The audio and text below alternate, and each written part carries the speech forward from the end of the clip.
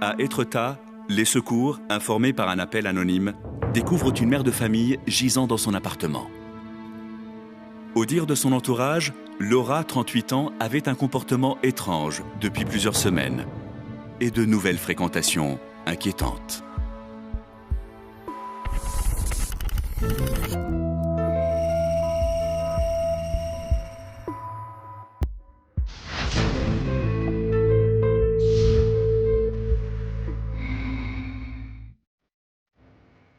Étretat en Seine-Maritime, 3 mois plus tôt.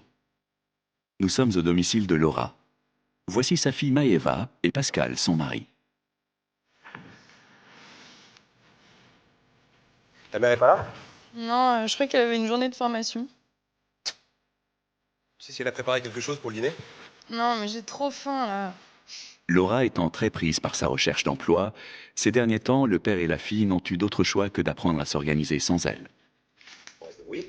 Et ce soir-là ne semble pas faire exception à la règle.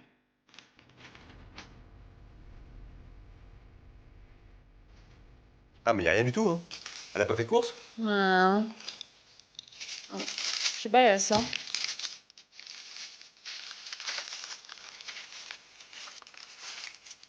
Oula. Ah, c'est pas pour les humains, ça. Hein. Alors, mon père, il est pas trop doué pour ce qui est des tâches domestiques. Heureusement que ma mère était là, sinon on se laisserait mourir. Pendant son chômage, ma mère, elle était souvent à la maison, du coup, elle nous avait trop habitués à tout organiser. La lessive, les courses, le ménage. Mais depuis quelque temps, elle était super occupée avec sa recherche d'emploi. Elle enchaînait les stages, les formations. Et du coup, elle nous délaissait un peu. À 22h, Laura rentre enfin. Bonsoir. Maman, mais qu'est-ce que t'as fait à tes cheveux? Moi, j'en avais marre de les avoir longs. Ça tombe partout, c'est dégoûtant. Tu devrais y penser, toi, d'ailleurs. T'en veux? Non.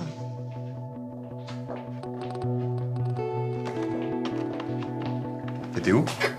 À une réunion avec Dominique. Dominique? Ah oui, le gars qui animait ta formation kiné. Bon, je vais me coucher. Bonne nuit.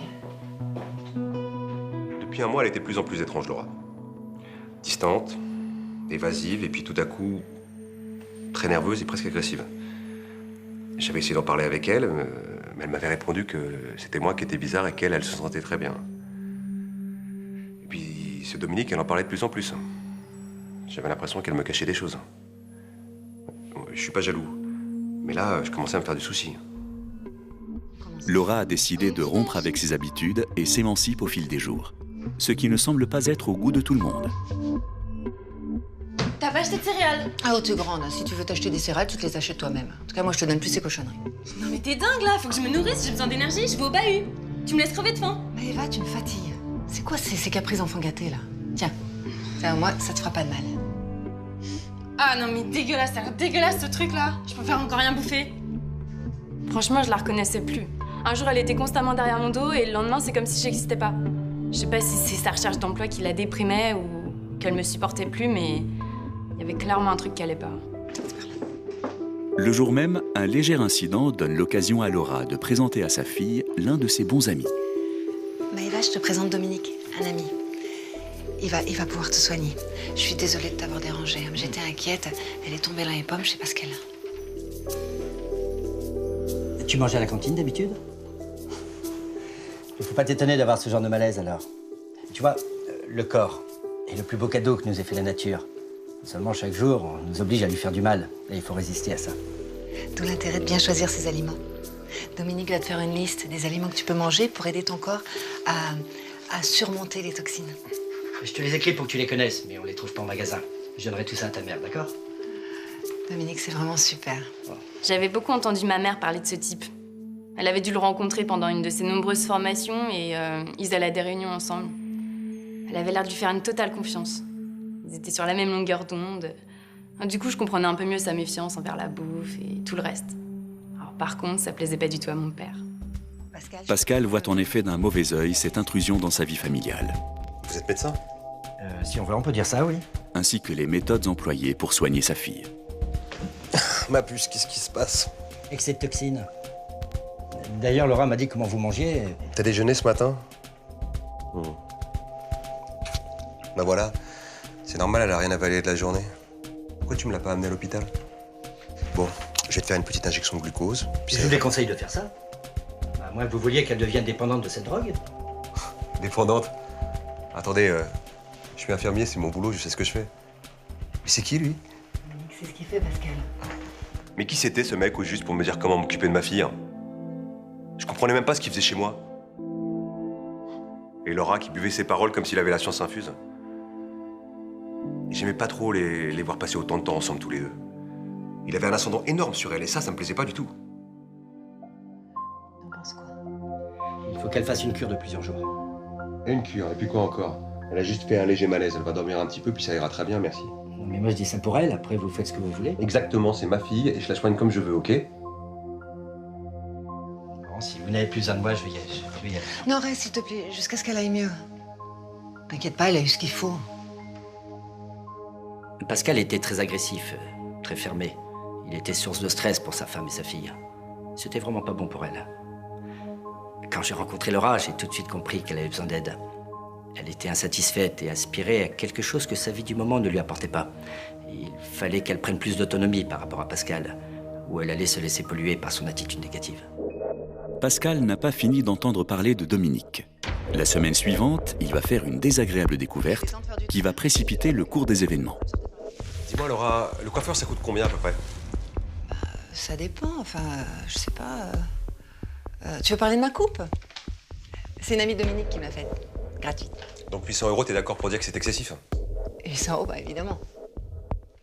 Laura, soit on nous a piraté notre compte, soit il y a des choses que tu me caches. Ah mais non, mais ça c'est rien. Je les ai prêtés à Dominique, il en avait besoin pour un projet qu'on a en commun. Mais il va me les rendre. Bah, y a intérêt. Attends, tu peux m'expliquer là, c'est quoi ce cirque? Quoi? J'ai sorti un peu d'argent pour un projet personnel, j'ai le droit, non? Il vous veut que je te demande à chaque fois que je tire 10 €? Mais là, c'est pas 10 € justement. Et je sais pas ce que tu fricotes avec ce mec, mais ça commence sérieusement à me gonfler. Hein. J'étais hors de moi. Je me sentais trahi. Elle agissait avec tellement d'égoïsme. J'en revenais pas. Et puis c'était quoi ces projets si importants?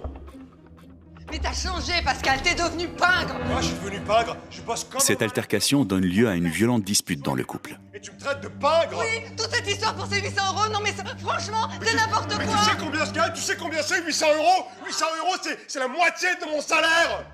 En réalité, pour Pascal, le problème de fond n'est pas une question d'argent. Excédé par la relation de sa femme avec Dominique, il exige des explications. Je veux juste savoir pourquoi vous passez autant de temps ensemble. On discute, on réfléchit, mais ça te dépasse! Vous discutez maintenant, Laura, te moque pas de moi, s'il te plaît. Ne te moque pas de moi. En fait, ce qui te dérange, hein, c'est que je puisse vivre des choses en dehors de la maison. Toi, ce que tu voudrais, c'est que je reste ici à longueur de journée à repasser tes vêtements. Ah, mais c'est n'importe quoi! Mais tu délires ou quoi? Moi, ce qui me dérange, c'est l'autre, là! C'est lui! Je vois vraiment pas ce que tu lui trouves! Mais ce que je vis avec Dominique, c'est spécial, c'est tellement... Mais tu peux pas comprendre! Ok. Écoute, Pascal, moi j'ai besoin de vivre ma vie un peu, de vivre pour moi, hein. J'en peux plus d'être ici, j'étouffe. J'ai l'impression que je me consume jour après jour. Ah ouais? Je t'en prie, vas-y, la porte est ouverte. Ouais, et voilà, c'est ça, hein. Je crois que je vais aller vivre un peu ailleurs, hein, pendant quelques temps. Attends, Laura, tu t'en vas? Tu vas où? Je vais chez Dominique, j'ai besoin de me ressourcer. Laura, si tu passes cette porte, c'est pas la peine de revenir jamais, t'as compris? C'est clair? De toute façon, elle refusait toute discussion, c'était devenu impossible de communiquer. Je commençais à me douter de ce qui se tramait, mais j'étais loin d'imaginer que ça pourrait être aussi grave. Mais que cache la relation de Laura avec Dominique? Pascal pourrait-il mal vivre cette situation au point de s'en prendre physiquement à sa femme?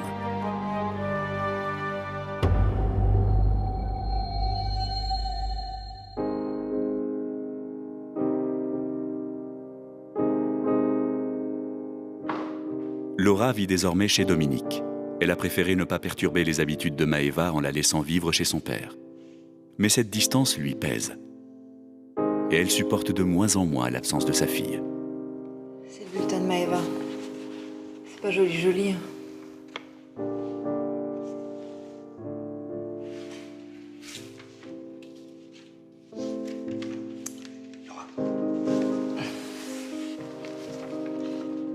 Il ne faut surtout pas que tu te laisses polluer par des détails de cet ordre. Il faut rompre avec ce genre de réaction négative. Je sais, mais c'est pas facile. Je m'inquiète, c'est ma fille. Et Écoute. que ce soit plus souvent. Maëva a d'immenses capacités intellectuelles. C'est évident, je l'ai senti tout de suite. Mais là où elle va tout gâcher. Il faut qu'elle ait un enseignement digne de ses facultés, ou elle va droit dans le mur. Qu'est-ce que je peux faire? J'y réfléchis. Je suis prêt à prendre en charge son éducation dans un premier temps. Ensuite, je pense qu'il serait bon qu'elle continue sa formation dans le Luberon chez mes amis. Tu sais, je t'en ai déjà parlé. Ils font un excellent travail là-bas. Avec eux, elle pourra accéder à un éveil que l'école ne lui permettra jamais d'atteindre. Ce serait idéal, évidemment. Même si c'est pas donné. Tu penses que ce serait possible? Mais oui, Laura, tout est possible à condition qu'on le veuille vraiment et qu'on soit prêt à tout donner. Toi, tu es prête, n'est-ce pas? Évidemment. Merci, Dominique. C'est formidable ce que tu fais pour nous. Depuis qu'elle était chez moi, Laura avait beaucoup progressé. Mais pour que ses efforts ne soient pas inutiles, il fallait qu'elle s'en remette complètement à moi. C'est pour ça que j'avais décidé de prendre en charge Maëva. Cette jeune fille avait besoin d'un cadre d'enseignement privilégié que l'école ne lui apportait pas. Il fallait que ses facultés puissent se développer entièrement. Pendant ce temps, suite au départ de Laura, les relations se dégradent entre Pascal et sa fille Maëva. Il faut que je retourne à l'hosto, j'ai pris des gardes supplémentaires. Sérieux, je vais dîner toute seule. Ça craint là. Attends, crois pas que je bosse nuit et jour par plaisir. Depuis ta saison, tu peux rester quelques heures toute seule, non? C'est chiant. Bah ouais, mais désolé, ta mère me laisse pas de quoi t'entretenir, tu vois. Je me demande vraiment ce qu'elle fait avec notre pognon, d'ailleurs. Ça devenait critique financièrement. Laura continue de prélever des sommes importantes sur notre compte commun. Mais j'arrivais pas à clôturer le compte. Ça aurait été comme mettre un terme définitif à notre mariage et ça, je pouvais pas le supporter. Je m'accrochais à l'idée qu'elle allait revenir un beau matin comme si rien ne s'était passé. En attendant, c'était Maëva qui en faisait les frais et ça, c'était pas juste. Sa mère lui manquait et moi, avec tout ça, j'étais même pas capable de m'occuper correctement d'elle. Et Pascal n'est pas au bout de ses peines. Sa fille doit lui faire part d'une décision délicate. Maman, faut que j'aille vivre avec elle. Quoi? Ah bah, elle manque pas d'air. Elle a vraiment décidé de tout me prendre?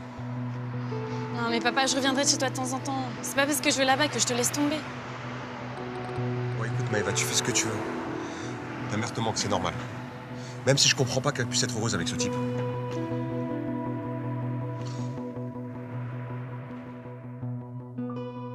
Trois jours plus tard, Maëva vient d'emménager chez Dominique et découvre peu à peu sa nouvelle vie.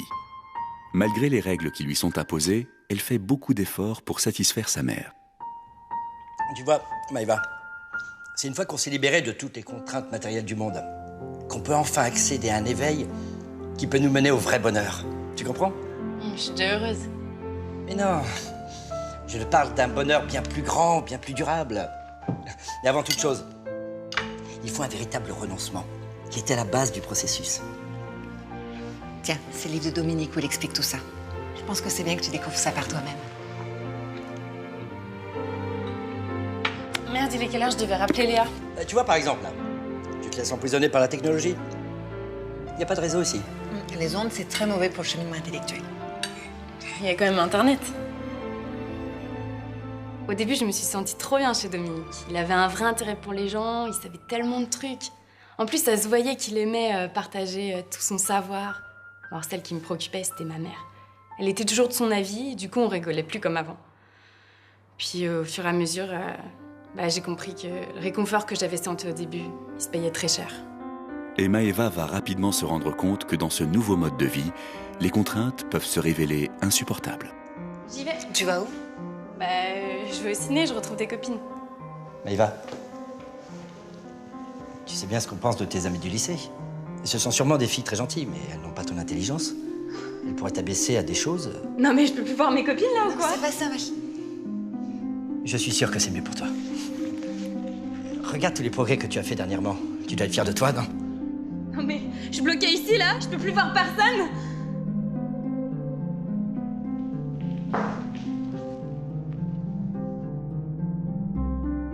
Quelques minutes plus tard, alors que Maëva s'est isolée dans sa chambre, Laura va tenter de la rassurer. Mais tu me parles de quoi là? Je suis en train de me rendre compte que je suis séquestrée ici et toi tu me parles de crise d'adolescence? C'est quoi le rapport? Séquestré, mais qui c'est qui t'a mis ça dans la tête? Toi, il y a 5 minutes! Mais comment ça? Mais t'es en pleine phase d'apprentissage, c'est un moment délicat dans lequel il faut rester parfaitement concentrée. Je veux retourner chez papa. Quoi? T'as plus confiance? Hein? Tu te rends compte tout le travail anéanti si tu pars maintenant? Mais j'en peux plus là, moi j'ai envie de sortir, j'ai besoin d'air. Je te préviens, Maëva, si tu pars maintenant, tu ne nous reverras plus jamais. C'est bien clair? Mais je suis quoi là pour toi? Je suis ta chance, ta prisonnière? Mais ça va aller jusqu'où là? J'en peux plus!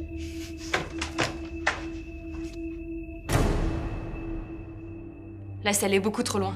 Ils essayaient de me couper du monde. Tout ce que j'aimais faire d'habitude, c'était devenu nocif à mon développement. Là, ça me faisait plus rire du tout. C'était carrément glauque. Rien ne va plus entre Maëva et sa mère. Mais quelles conséquences pourraient avoir ces perpétuelles confrontations mère-fille?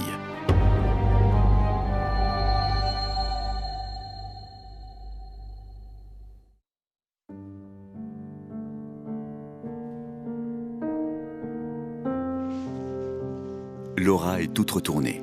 Elle supporte mal le conflit qui s'est installé entre elle et sa fille. Dominique va alors prendre les choses en main. Tu vois bien, Laura, qu'on ne peut plus avancer comme ça. Maëva est fragilisée. Elle a beaucoup trop de sollicitations qui font obstacle à son développement ici. Son père lui manque. Et c'est normal.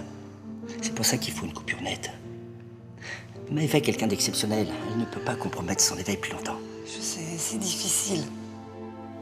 Difficile? Non, mais est-ce que tu te rends compte de tout ce que je fais pour vous? Oui, bien sûr, Dominique, mais c'est pas ça. Je vais organiser notre départ dans le Luberon chez mes amis. Là-bas, on sera tranquille. On pourra se consacrer exclusivement à notre travail. Et tu verras, Maëva y sera très heureuse. Ça devenait critique pour leur équilibre à toutes les deux qu'elles restent si près de leur vie d'avant. Et je me devais de rendre possible leur travail personnel en leur proposant un cadre propice à la méditation. Un endroit où tout le monde suivrait le même régime qu'elles, où elles seraient stimulées par le groupe. Bien sûr, cela avait un coût, mais Laura avait fait des économies pour ça.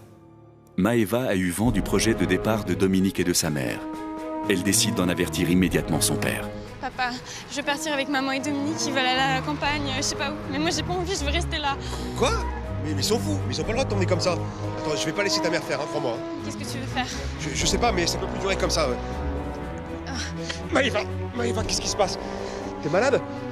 Bon, attends, viens avec moi, on va faire une prise de sang. Oh non, non, surtout pas, je dois y aller. Tu veux pas te laisser retourner là-bas? Mais je dois garder un œil sur maman. Je t'inquiète pas pour moi. Dominique avait retourné le cerveau de Laura. Depuis qu'elle était au chômage, elle a été fragilisée et il en avait profité. Il était devenu comme un gourou pour elle. Et maintenant, Dominique embrigadait même notre fille. J'étais en rage à l'idée qu'ils osent s'en prendre à ma gamine. Il fallait à tout prix que je trouve un moyen pour la sortir de là. Maëva a tout raconté à sa mère. Cette dernière en est toute retournée. Il va essayer de revoir Maëva, de la dissuader de partir. Il faut plus traîner maintenant, Laura. C'est vrai, c'est juste que... Qu'est-ce qu'il y a? Je te sens indécise. Tu sais que je n'aime pas ça. Enfin, Pascal, enfin tout ça, il y est pour rien. Mais si, c'est de sa faute. Il a refusé de voir, Laura. Tu lui as montré le chemin, il a préféré rester dans l'obscurité. Il en paye les conséquences maintenant. Dominique, est-ce que tu pourrais me rendre une partie de l'argent que je t'ai versé? Laura, mais enfin, tu plaisantes, n'est-ce pas? Cet argent, c'est aussi à Pascal. Et je me dis que je partirais plus tranquille si je savais que Pascal n'était pas en difficulté.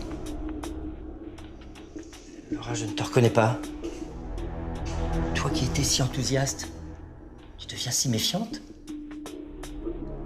Si tu me fais plus confiance, autant qu'on s'en tienne là. Non, non, non. C'est rien, Dominique. Excuse-moi. Oublions tout ça.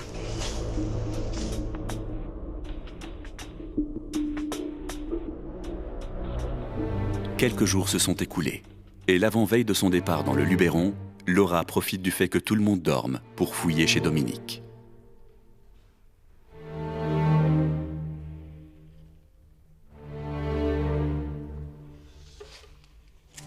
Mais malheureusement pour elle,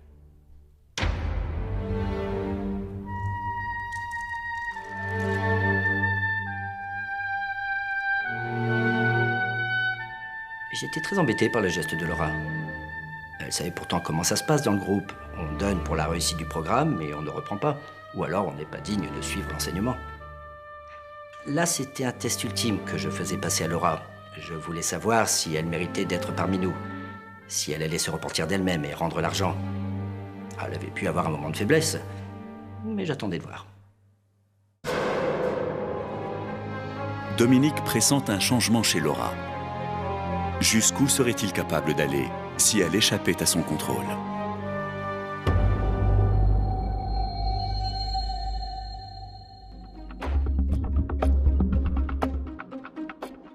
À quelques heures du départ, alors que Dominique est parvenu à régler les derniers détails, il fait une bien mauvaise rencontre. À quoi tu joues là? Vous me reprochez quoi, juste? Qu'est-ce que vous voulez faire avec ma fille? Je te préviens, vous l'emmenez nulle part. Laura et Maëva sont libres, vous savez. Je ne suis pas leur geôlier. Je crois surtout que vous êtes mort de jalousie qu'elle soit heureuse avec moi. Ça n'a rien à voir avec la jalousie. Je sais ce que tu fais avec ta petite bande, là, espèce d'escroc. Et même si t'arrives à me piquer tout mon frère, je te laisserai pas emmener ma fille dans ta combine, là. Si vous croyez que je suis si dangereux, prenez la police. Je crains que vous ne réussissiez à n'effrayer personne. Par contre, si j'appelle à l'aide, je pense que vous pourriez avoir de sérieux ennuis.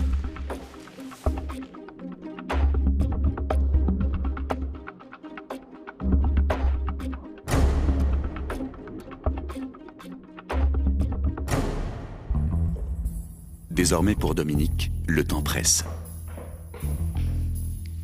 Déjà prête? Oui, enfin, non. Il me reste une course à faire. Une course? Tu me caches quelque chose, Laura? Non. En fait, il faut que je passe chez Pascal, vérifier que j'ai rien oublié, des papiers.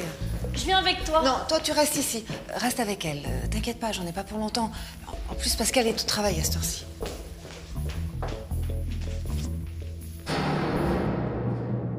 Laura a décidé de retourner une dernière fois au domicile familial avant de tout quitter.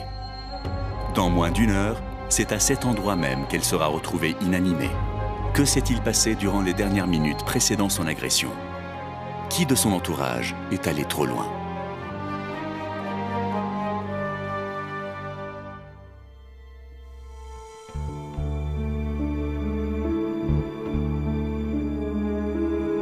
De retour dans son ancienne maison après près de 6 semaines d'absence, Laura semble terriblement nostalgique.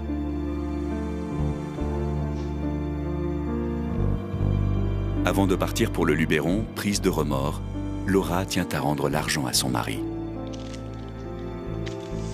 Mais rien ne va se passer comme elle l'avait prévu.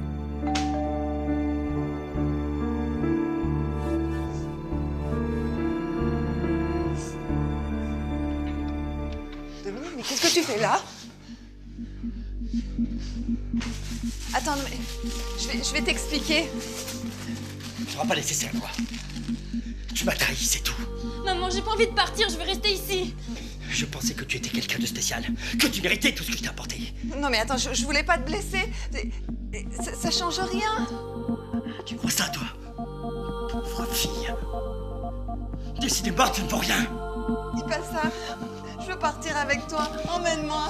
Lâche-moi. Tu n'es plus rien pour moi. Tu n'existes plus. Laura m'avait trompé. J'étais furieux de mettre mes prix sur son compte. J'avais pourtant de grands projets pour elle. Mais à partir du moment où elle avait perdu ma confiance, je ne pouvais plus rien faire. Elle était reniée. Son passage à mes côtés devait être effacé. Elle était redevenue un être sans importance à mes yeux. Quand j'avais vu Dominique partir de chez lui, j'avais tout de suite compris qu'il allait retrouver maman. Ça allait mal finir. Alors je l'ai suivi. Heureusement.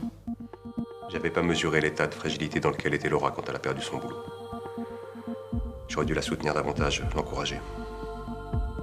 C'était de la confiance de ses proches dont elle avait besoin à ce moment-là. Et si j'avais été plus présent, elle se serait jamais tournée vers ce type. Pascal, alerté par sa fille, est arrivé sur les lieux quelques minutes plus tard et a pu prévenir les secours. Jamais j'aurais imaginé tomber sous l'influence d'un gourou, me faire escroquer comme ça. Il avait suffi que je me retrouve sans emploi pour m'en remettre entièrement à la première personne qui m'avait tendu les bras. J'avais basculé sous son emprise. Tout était allé tellement vite. J'avais perdu le contrôle de ma vie avec une telle facilité. Laura est donc sortie d'affaire. Mais les médecins ont découvert dans son sang des doses importantes de tranquillisants. Dominique lui en faisait ingurgiter sans qu'elle le sache quotidiennement. Laura et Pascal ont fini par porter plainte contre Dominique. Ce dernier a été condamné à 3 ans de prison ferme pour abus de faiblesse. Il a par ailleurs dû rembourser plusieurs dizaines de milliers d'euros à des familles de la région. Laura, Pascal et Maëva mènent à nouveau une vie de famille heureuse. À la suite de cette histoire, Laura s'est engagée dans une association de soutien aux victimes de sectes.